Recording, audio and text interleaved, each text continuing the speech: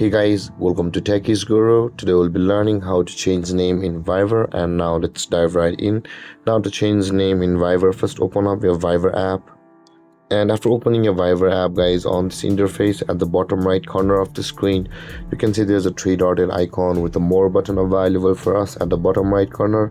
Tap on more and you land on this interface where you can see your name and your profile picture at the top of the screen. On this interface, guys, at the top right corner of the screen, you can see there's a pen icon available for us.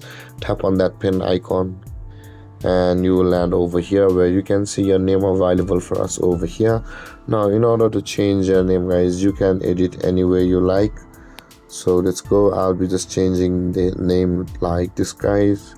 And with that being done, guys, after changing your name the way you like, at the bottom right corner of the screen on your keyboard there's a tick mark. Tap on it and your name will be saved, guys. If you just go back, you can see, guys, your name has been changed on Fiverr, and this way, guys, you will be able to change the name in your Fiverr account. And if you have any confusions or questions regarding the topic, feel free to comment in the comment section below, and don't forget to like, subscribe and hit that bell icon for more videos.